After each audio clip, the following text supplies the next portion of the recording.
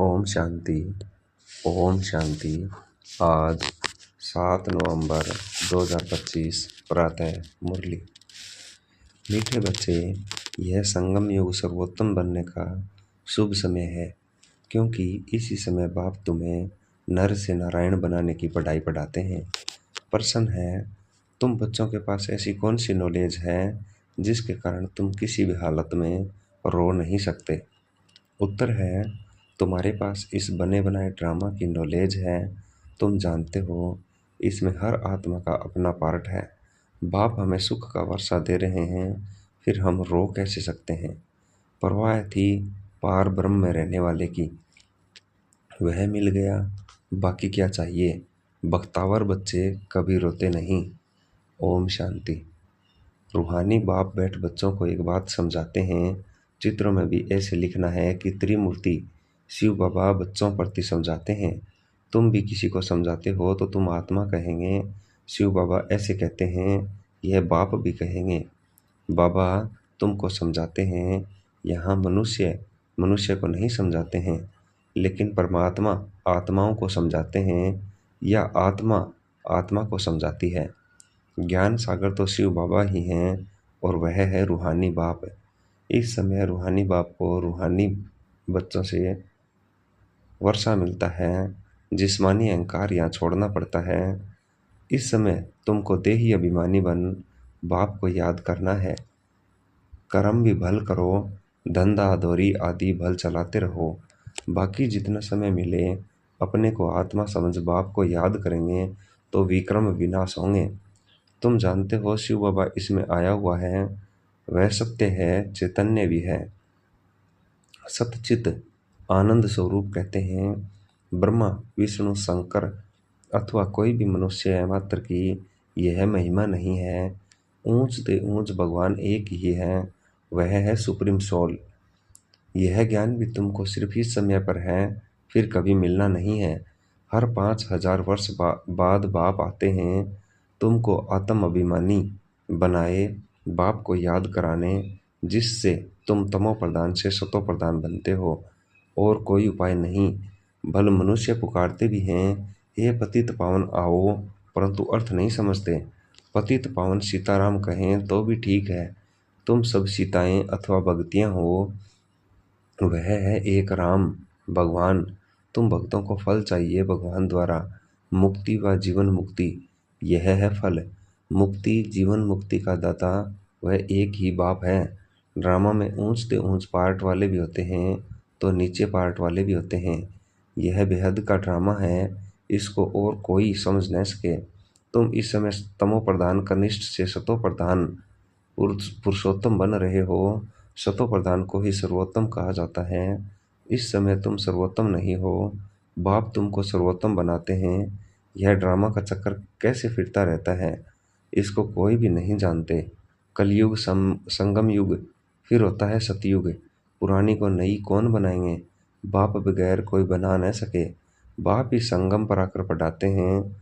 बाप न सतयुग में आते हैं न कलयुग में आते हैं। बाप कहते हैं मेरा पार्ट ही संगम पर है, इसलिए संगम युग कल्याणकारी युग कहा जाता है। यह है ऑस्पिशियस, बहुत ऊंच शुभ समय संगम युग, जबकि बाप आकर तुम बच्चों को नर से नारायण बनाते हैं। मनुष्य तो मनुष्य ही हैं, परंतु देवी गुण वाले बन जाते हैं। उनको कहा जाता है आदि सनातन देवी देवता धर्म। बाप कहते हैं मैं यह धर्म स्थापन करता हूँ, इसके लिए पवित्र जरूर बनना पड़ेगा। पतित पावन एक ही बाप है, बाकी सब हैं ब्राइड्स, भक्तियाँ। पतित पावन सीताराम कहना भी ठीक है, परंतु पिछाड़ी में जो फिर रघुपति राघव राजा राम कह देते हैं वह रोंग हो जाता है। मनुष्य भी गैर अर्थ जो आता है सो बोलते रहते हैं, धुन लगाते रहते हैं। तुम जानते हो चंद्रवंशी धर्म भी अब स्थापन हो रहा है।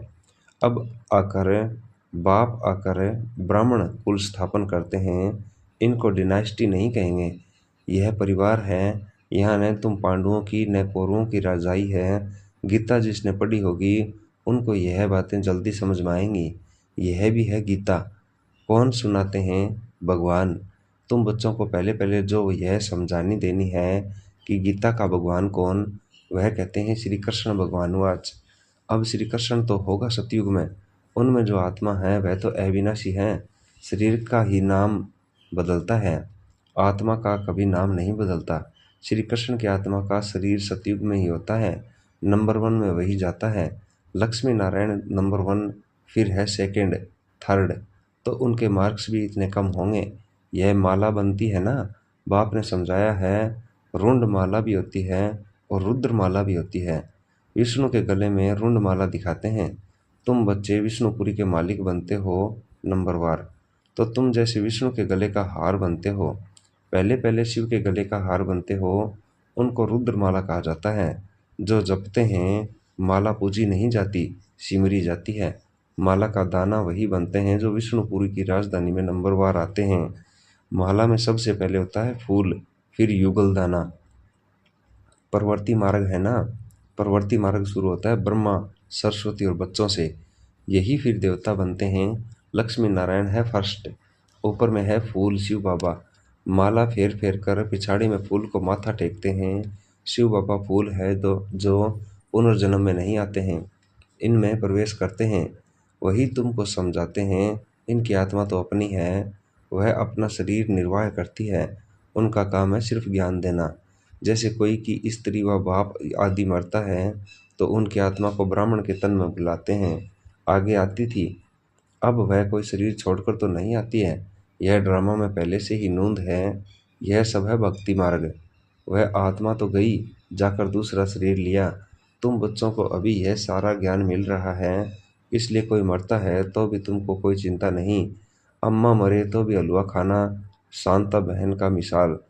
बच्ची ने जाकर उन्हों को समझाया कि तुम रोते क्यों हो, उसने तो जाकर दूसरा शरीर लिया है, रोने से लौट थोड़े ही आएगी, बख्तवार बख्तावर थोड़े ही रोते हैं। तो वहाँ सबका रोना बंद कराए समझाने लगी। ऐसे बहुत बच्चियाँ जाकर समझाती हैं, अभी रोना बंद करो, झूठे ब्राह्मण भी नहीं खिलाओ। हम सच्चे ब्राह्मणों को ले आते हैं, फिर ज्ञान सुनाने लग जाते हैं। समझते हैं यह बात तो ठीक बोलते हैं, ज्ञान सुनते सुनते शांत हो जाते हैं। 7 दिन के लिए कोई भागवत आदि रखते हैं तो भी मनुष्य के दुख दूर नहीं होते। यह बच्चियां तो सबके दुख दूर कर देती हैं। तुम समझते हो रोने की तो दरकार नहीं, यह तो बना बनाया ड्रामा है। हर एक को अपना पार्ट बजाना है, कोई भी हालत में रोना नहीं चाहिए। बेहद का बाप टीचर गुरु मिला है, जिसके लिए तुम इतना धक्का खाते रहते हो। पार ब्रह्मा में रहने वाला परमपिता परमात्मा मिल गया तो बाकी क्या चाहिए। बाप देते ही हैं सुख का वर्षा। तुम बाप को भूल जाते हो तब रोना पड़ता है, बाप को याद करेंगे तब खुशी होगी। ओहो, हम तो विश्व के मालिक बनते हैं, फिर 21 पीढ़ी कभी रोएंगे नहीं। 21 पीढ़ी अर्थात पूरा बुढ़ापे तक अकाले मृत्यु नहीं होती है, तो अंदर में कितनी गुप्त खुशी रहनी चाहिए। तुम जानते हो हम माया पर जीत पाकर जगत जीत बनेंगे, हथियार आदि की कोई बात नहीं। तुम हो शिव शक्तियाँ, तुम्हारे पास है ज्ञान कटारी, ज्ञान बाण। उन्होंने फिर भक्ति मार्ग में देवियों को स्थूल बाण खड्ग आदि दे दी है। बाप कहते हैं ज्ञान तलवार से विकारों को जीतना है, बाकी देवियाँ कोई हिंसक थोड़े ही हैं। यह सब है भक्ति मार्ग। साधु संत आदि हैं निवर्ति मार्ग वाले, वह प्रवृत्ति मार्ग को मानते ही नहीं। तुम तो संन्यास करते हो सारी दुनिया, पुरानी दुनिया का, पुराने शरीर का। अब बाप को याद करेंगे तो आत्मा पवित्र हो जाएगी, ज्ञान के संस्कार ले जाएंगे, ये उस अनुसार नई दुनिया में जन्म लेंगे। अगर यहाँ भी जन्म लेंगे तो भी कोई अच्छे घर में राजा के पास व रिलीजियस घर में वह संस्कार ले जाएंगे, सबको प्यारे लगेंगे, कहेंगे यह तो देवी है। श्री कृष्ण की कितनी महिमा गाते हैं, छोटेपन में दिखाते हैं माखन चुराया, मटकी फोड़ी, यह किया, कितने कलंक लगाए हैं। अच्छा, फिर श्री कृष्ण को सांवरा क्यों बनाया है, वहाँ तो श्री कृष्ण गोरा होगा ना। फिर शरीर बदलता रहता है, नाम भी बदलता रहता है। श्री कृष्ण तो सतयुग का पहला प्रिंस था, उनको क्यों सांवरा बनाया है, कोई कभी कोई बता नहीं सकेंगे।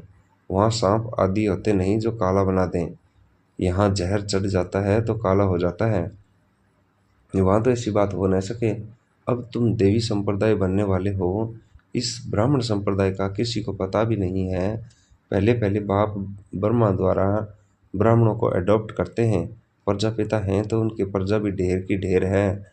ब्रह्मा की बेटी सरस्वती कहते हैं स्त्री तो है नहीं, यह किसी को भी पता नहीं है। प्रजापिता ब्रह्मा के हैं तो ही मुख वंशावली, स्त्री की बात ही नहीं। इनमें बाप प्रवेश कर कहते हैं तुम हमारे बच्चे हो, मैंने इनका नाम ब्रह्मा रखा है। जो भी बच्चे बने सबके नाम बदली किए हैं। तुम बच्चे अभी माया पर जीत पाते हो, इसको कहा ही जाता है हार और जीत का खेल। बाप कितना सस्ता सौदा कराते हैं, फिर भी माया हरा देती है तो भाग जाते हैं। 5 विकारों रूपी माया हराती है। जिसमें 5 विकार हैं उनको ही आसुरी संप्रदाय कहा जाता है। मंदिर में देवियों के आगे भी जाकर महिमा गाते हैं आप सर्वगुण संपन्न। बाप तुम बच्चों को समझाते हैं तुम ही पूज्य देवता थे, फिर 63 जन्म पुजारी बने, अब फिर पूज्य बनते हो। बाप पूज्य बनाते हैं, रावण पुजारी बनाते हैं। यह बातें कोई शास्त्रों में नहीं है। बाप कोई शास्त्र थोड़ी ही पढ़ा हुआ है, वह तो है ही ज्ञान का सागर। वर्ल्ड अलमाइटी अथॉरिटी है। अलमाइटी यानी सर्वशक्तिमान। बाप कहते हैं सभी वेदों शास्त्रों आदि को जानता हूँ, यह सब है भक्ति मार्ग की सामग्री।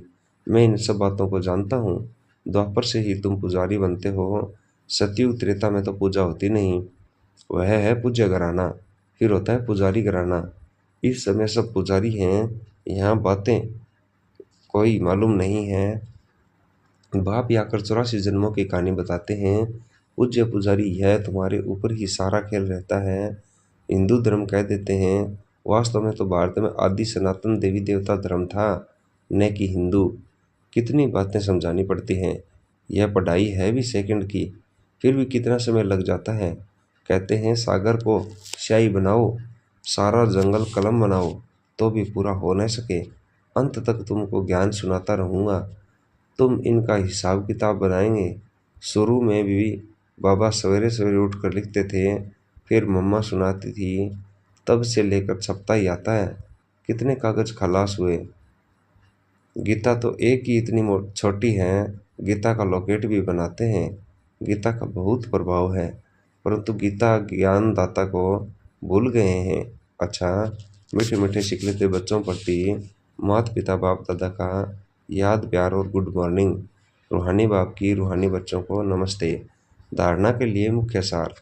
ज्ञान तलवार के विकारों को जीतना है, ज्ञान के संस्कार भरने हैं, पुरानी दुनिया और पुराने शरीर का संन्यास करना है, भगवान बनने की खुशी में रहना है, किसी भी बात की चिंता नहीं करनी है। कोई शरीर छोड़ देता है तो भी दुख के आंसू नहीं बहाने हैं। वरदान है कंट्रोलिंग पावर द्वारा 1 सेकंड के पेपर में पास होने वाले पास विदोनर भवै। अभी भी शरीर में आना और अभी अभी शरीर से न्यारे बन अव्यक्त स्थिति में स्थित हो जाना। जितना हंगामा हो उतना स्वयं की स्थिति अति शांत हो। इसके लिए समेटने की शक्ति चाहिए। 1 सेकंड में विस्तार से सार में चले जाएं और 1 सेकंड में सार से विस्तार में आ जाएं। ऐसी कंट्रोलिंग पावर वाले ही विश्व को कंट्रोल कर सकते हैं, और यही अभ्यास अंतिम 1 सेकंड में के पेपर में पास विद ऑनर बना देगा। स्लोगन है वानप्रस्थ स्थिति का अनुभव करो और कराओ तो बचपन के खेल समाप्त हो जाएंगे। यह व्यक्ति सारे हैं, ऐश्वर्य व विदेही स्थिति का अभ्यास बढ़ाओ। विदेही बनने में हे अर्जुन बनो।